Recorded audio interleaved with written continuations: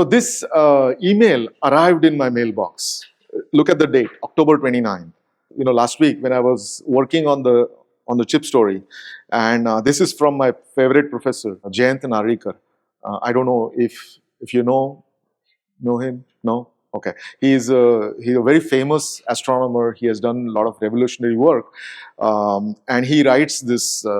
And I've subscribed to his emails, and I got this in my mailbox, and it was like a divine message that I got, and then that made me think so much. And what he says is, why did we miss the bus? And he was talking about something totally different. Okay, it has nothing to do with what we are doing right now. Okay, so this is exploration of India as a whole, right? That the industrial revolution. I'm talking about bigger things than chips now. We are talking about industrial revolution. We missed the bus. Not just in India, but all over the world. Okay, so he's the authority in. I kind of went through his analysis, and he has put together analysis based on, many people, whatever they have said, and kind of, if you read his article, then it kind of makes sense, right? One thing I would like you to get in the habit of was you have to look inward. What I mean by that is look at yourself, look at yours, inside you. Don't complain about everything outside. And when I'm talking about here inward, I'm talking about India.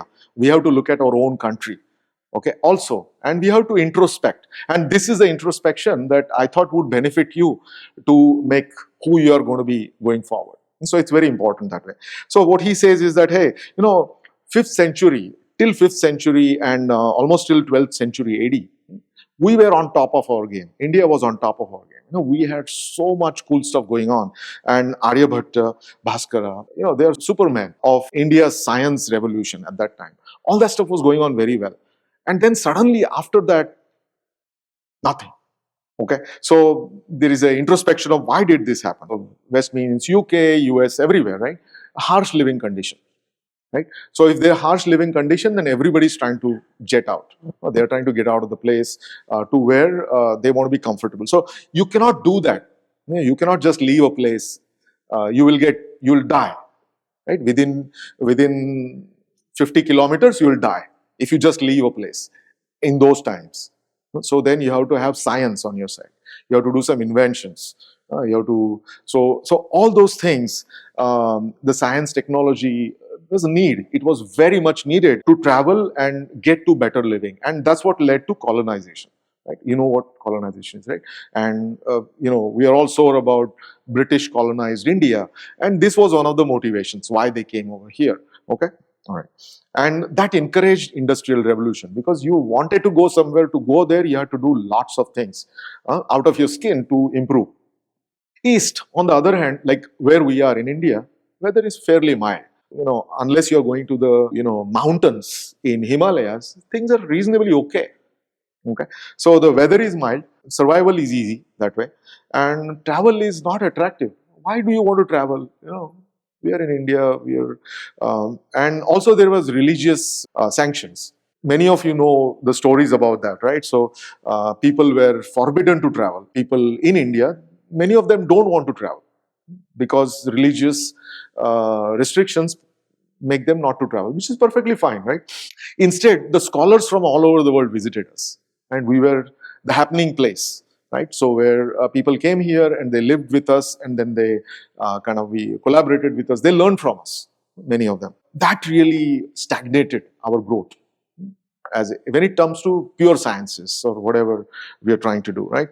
The religions followed in India are tolerant. Very tolerant people. You really have to, go to the extreme to get a rise out of, our people. Right? We are very tolerant people in generality, and we lived. Simplicity was like a badge of honor. How simple you can live. A minimalistic life is what we thought. Oh, this is good. Like this person lives in a hut and does everything he needs to do, and that was socially admired. And I think you can not anymore. I mean, all of you have iPhone 16 plus, right? So you're not minimalistic people. So here I'm talking about when this industrial revolution was happening. We were minimalistic people, as a result of which the needs were not there. So there was no desire to do anything. Why do you want to go somewhere? So the industrial revolution bus passed by, and we were okay. We are good. right? Whatever we are doing, we are happy, and generations are moving on like that. So this is kind of a, I want you to keep this in your mind, okay, when we are talking about the today's chip story. And I wanted to do this like a prelude to where we are going, right? So let's talk about semiconductor manufacturing in India, okay? So the purpose of today's chip story, not to criticize ourselves, but look at the facts the way they are, okay? Um, all the stuff that I'm going to tell you is a study that I have done, for so long, just to kind of figure out. And since I love India, there is a bias, built-in bias inside me. How can you say something bad about your mother, right? You never say anything bad about your mother. So that is built into me. But at the same time, here we need to be slightly more critical so that the future is something that we can build on. So please be tolerant about what I'm going to say in future. Started at the same time, semiconductor manufacturing in India. Just same time as Taiwan. So you can kind of start connecting the dots. 1984, I think I was in 10th grade or something like that, right? And then we established a semiconductor lab in Mohali called SCL. And in the beginning, it was 5 micron CMOS technology. That's what we had in around 84 timeframe. All was going well. And the technology we got was from American Microsystems and Rockwell and Hitachi. Combination of all these people. Very similar to what happened in Taiwan. That's all I'm trying to make. And then we even advanced 0.8 micron technology, CMOS technology. And we were just behind by a couple of generations to the latest, which is okay. You're behind by a couple of generations is not that bad, right, from where we are. Actually, I was at IIT doing undergrad, and my final year project in 1989, I was using 5 micron technology. I actually developed devices in 5 micron technology. So for an undergrad to do something in the lab, 5 micron technology was not bad, right? In terms of learning all the process and everything. Then something happened. What happened? Fire. Nobody knows why this happened, what happened. 1989. There was a huge fire at SCL. The entire facility was destroyed. And then it took us almost 10 years to get out of this thing. Okay. So we missed, and how fast this was moving based on all the stories that we have heard, right? How the leapfrogging every year is happening, factor of two every time, right? This exponential revolution is happening. Rest of the world, we got stuck. 10 years, nothing happened. And some of the things I'm going to tell you are going to be a little bit exaggerated to make a point. Okay, so just bear with me on that. 97 is when we restart SCL again.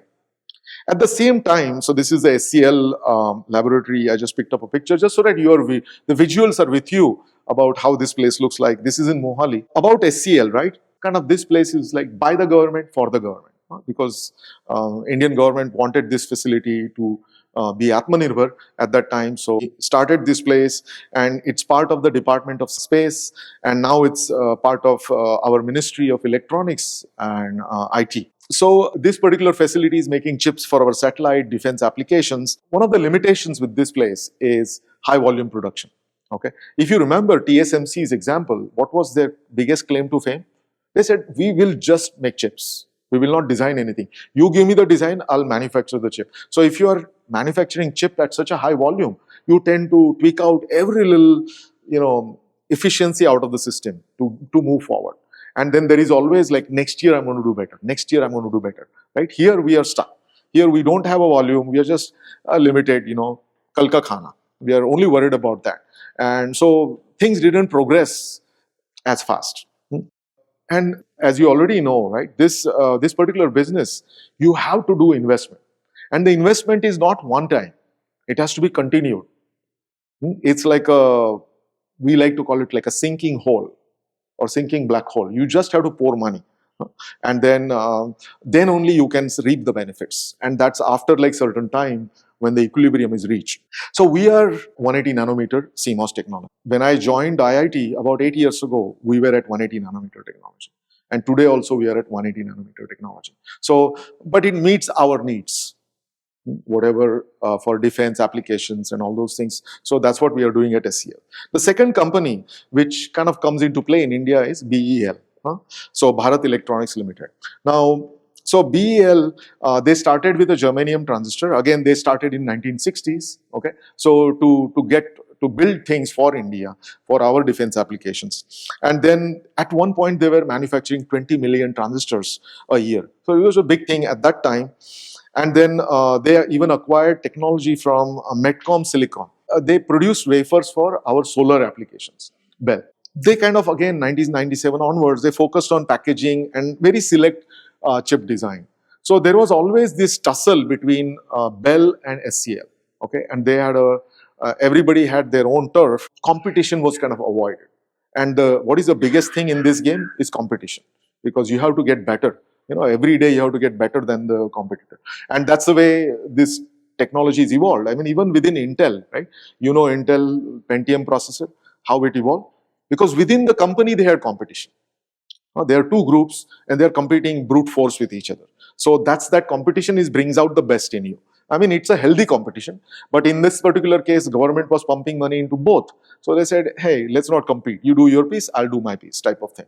And then it worked out. It's still working out. But then, we didn't make that non-linear leap, as I like to say, in this particular case. But these are the facts. This is the way it is.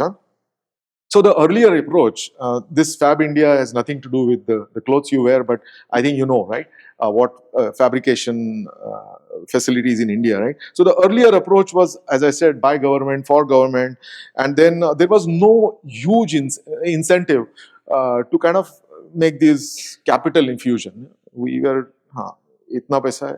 You see, our problems are different, right? We have to feed so many people. We have to bring people out of poverty, all those things. So obviously, so there were other people, your hands were tied. We didn't have money. We didn't have foreign exchange. So all this stuff looks great when you look at now going backward. But at that time, I'm sure it was very painful for our leaders at that time. So we always were stuck with outdated technology, literally. And it wasn't competitive, there wasn't innovation happening. We just stuck with what we have, it works, chalta hai. That keyword I'm trying to harp on is chalta hai. That's what was going on. So this foreign exchange business is very tricky, because unless you have money, you cannot spend it. So it looks great right now to blame the past, saying that, hey, we should have done this, that, but if you don't have money, then you really can't progress. So we had foreign exchange issues, and every little amount of money that we could save, which kind of limited in terms of investment into high tech. So as I already told you, they couldn't compete internationally because there was no growth in terms of the products that we were developing. This particular point I wanted to kind of, for your understanding, because we are in this micro bubble inside IIT Bombay, and you are also in a smaller bubble because you will only worry about your dal chawal. You will worry about how am I going to get a job, how am I going to make money, how am I going to get married, how am I going to have kids. All those problems are going to be working on.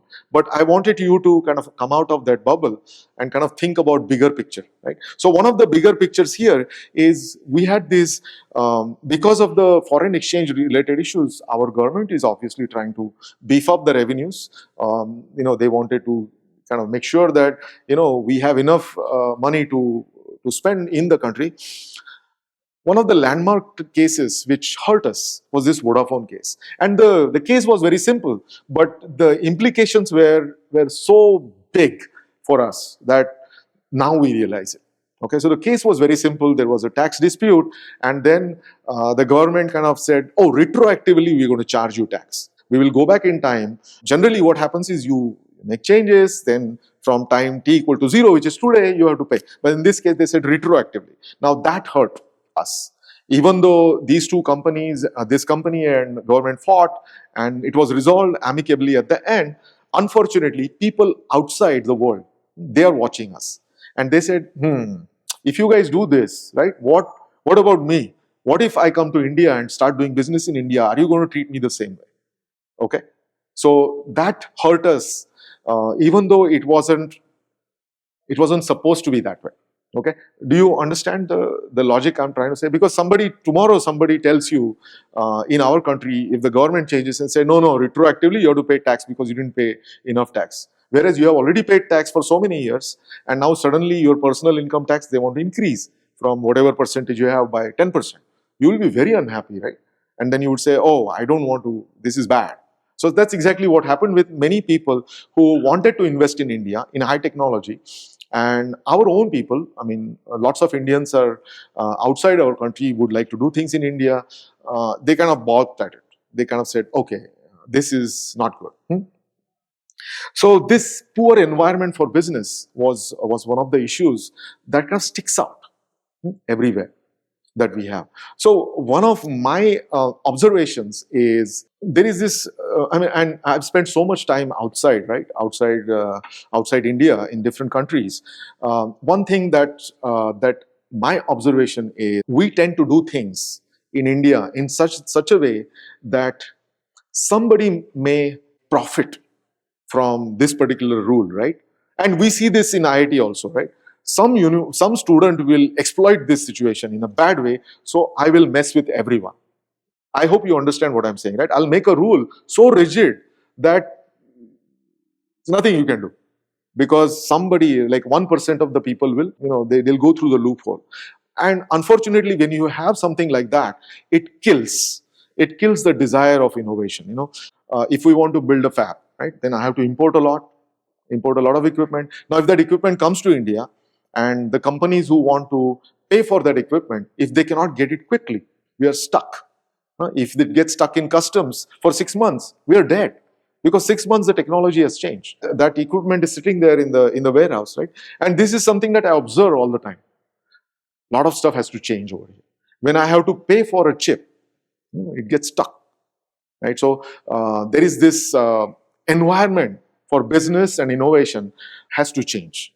Okay, so this is something that I want you to remember when we are going forward. I'm optimistic that things would change, and I'm going to show you some of the optimistic things that I'm seeing. So Fab India kind of at the get-go became very unattractive when we tried to revive in 1997. That's all I wanted you to remember. So 21, COVID, right? And if you look at India's time point, right, what happened in 21 was COVID hit us. And of course, we went, because of our vaccines, everything on a worldwide level, we were in the limelight, right? Because our country provided vaccines to other countries. We earned a respect from all other countries that we were able to get to that level. We are minimalist people. We would help our neighbors. We are always willing to help rather than just compete. Compete in a deadly match is a different scenario than compete in a healthy way, right? So we were always saying, Sarve Sukhino Bhavantu, and our vaccines were exported all over the world, right? What happened in COVID is there was a chip shortage. Everybody knows about that. Now, people think that this chip shortage business happened. The fab stopped. Fab never stopped. The fabs, TSMCs and UMCs, all of them were running full speed. Actually, their production was larger than before COVID times. What happened was this ek manasikta. All the companies have this mindset that I will only produce, because they're all taught in the business schools, right? You, like for example, if you're cooking a meal, you only cook what you need for today. But this is not applicable when it comes to chips, right? So for example, you should have your supply of chips, in case something goes wrong. And that's what happened in the world. People were saying that, oh, I will order the chips only when I need, so that I can save in terms of cost, right? But this manufacturing practice really hurt, because what happened was there were no automobiles being sold. During COVID times, everybody was in the house, right? So they say, oh, no automobile production, so I will not produce automobiles. I'll stay at home, and no production, no chips were ordered. And then what happened was the entire manufacturing capacity was diverted towards building your laptops, building your all communication equipment, right? Everything. So they said, TSMC said, yeah, okay, all right, you don't want, automobile chips, that's fine. I don't care. I'll do other stuff. And then as soon as they change, it's very difficult to bring them back. Okay, because they are going to look at their profits, every company. And that's exactly what happened. The car sector got hurt when the COVID kind of disappeared. 200 billion worldwide were lost because no chips. Imagine, right? A simple chip which is supposed to be just like one transistor which is supposed to turn on the car is not there anymore because nobody is manufacturing it. The entire car cannot be sold. And that's exactly what happened.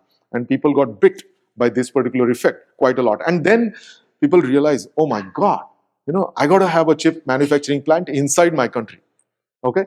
And that's when this whole thing, CHIPS Act, everything came into play. The whole world was realized that this is a different dynamics. We are in a new world now. So this weakness was exposed. Also, fabs became very important from the national security point of view. I won't belabor into this, but the thing I want you to know, I don't know if you follow the world news, and I think I showed you the map of China and map of Taiwan and how close they are. And then there is a small, strait, water. And then there were lots of war games which were played, scaring each other. All that stuff happened. Then, so all that stuff is happening. And when you see something like that, the entire world, 70% of the chips are coming from TSMC. And suddenly, if China claims Taiwan, what will happen, right? Because everyone is playing games with China. The rest of the world thinks that, oh, we don't want to play with you anymore, right? Because whatever reason, right? And then suddenly, if China acquires Taiwan, things are going to be difficult for the rest of the world. So people said that, oh, let me start digging a well, right? As I like to say, if you're thirsty, you start digging a well. That's exactly what happened. And that's exactly what happened all over the world. Everybody is building semiconductor plants inside their country. Unfortunately, it's not a system that operates in a vacuum. There is a lot of interaction that happens between different equipment manufacturer. For example, EUV, nobody is doing EUV other than ASM. They are called choke points. The choke points are all over the world. So we cannot really say that, I will bring everything inside the country and I'll be okay. So the new Fab India, that's what the light I wanted to show you. Everybody knows who in this picture is? Our own Katie Lee, right? So you remember Katie Lee? Taiwan's Katie Lee, who enabled Maurice Chang back. Ashwini Vaishnaw, he is our Honorable Minister of Telecom, and semiconductor business is under his wing. There is a very strong willpower and desire that I see everywhere right now. Is the full government thrust is behind this. In our case, what I like about what India is doing is rather than just focusing on just fabrication, facilities, they are focused on the ecosystem, entire ecosystem. Because it doesn't matter if you just have a fab that works very well if you don't have customers. Right? So they want to build this entire ecosystem so that we can, so it's a holistic policy for design, manufacturing, and test and assembly. So this is kind of, I say, our Taiwan movement. Unfortunately, it's what, 85 and 25, what is the delta? 40 years? We are late by 40 years. It's okay.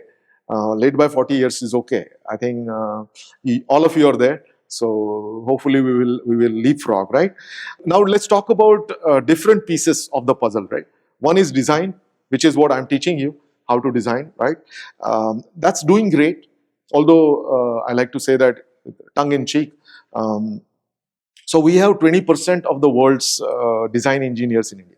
You will be part of the pool if you decide to work in this space, right? So it's a very proud thing to be. I'm talking about all over the world. Our people are into this, right? And we are really good at it. And this space is such that the more time you spend, you become exponentially more valuable. Let me put it this way. I may sound a little bit negative, but if you're doing software design, right, ain't happening, right? If you have 3 years of software experience versus 10 years of software experience, ain't exponential. But if you have 3 years of circuit design experience, doesn't matter, analog, digital, whatever you do, and you have 6 years of design experience, there is a nonlinear growth in your income, I would like to say, because you become more and more valuable, assuming you're good. That's important. Otherwise, you get promoted to becoming a manager. So that's a common trend. If somebody is doing damage, then you put them in a place where they can do least damage. And so let rest of the people figure it out, right? I'm telling you this from personal experiences, okay? So there are about 3,000 chips designed by, each year by about 30K designers. Okay, so it's a small community, remember that. And you are 160. So, that's a substantial number that's getting trained in this space, right? So the biggest problem that we have with this system, even though we are doing great, is that the IP that we are developing, we, meaning designers in India, is not owned by us. So we are doing a lot of work. It's like everyone is building Taj Mahal. Each chip is like a Taj Mahal, right? Or you're building a city, but somebody else is benefiting. You're not getting the credit for it. I hope you realize what I'm saying. Okay, that's exactly what is going on right now. Because I've been through that process. I've been in these companies, and there are so many MNCs, multinational companies, and they look at it like an equation. A person who's working in India, they're minimalistic, they're very tolerant, and they can survive with less money, right? So there is a dB difference, about 6 dB to 9 dB difference in salaries, and then they do good job, fairly good job on an average, right? So everybody wants to develop design centers in India. And what's our biggest strength? We are young. We are a young nation. There are people coming out. We are getting trained. And even though the education system is not perfect, but with, for example, my lectures are seen by so many people, which I love, because I get so many messages. They're learning from the lectures that I'm teaching, and they're giving me feedback. So our strength is the education is free. Whatever stuff which is online, whatever lectures I'm teaching, it's all free. It won't happen in any other country. I'm telling you, okay? For example, if I was teaching in any other university in US, none of that stuff will be transmitted for free. You go all the websites, go to Berkeley, Stanford, Caltech, you're only going to get 20-year-old lectures, okay, which are there in black and white type of thing. So I hope you realize, whereas in our case, we have CDIP, we are transmitting all our lectures, and India is benefiting because of that. And I experience that all the time, okay?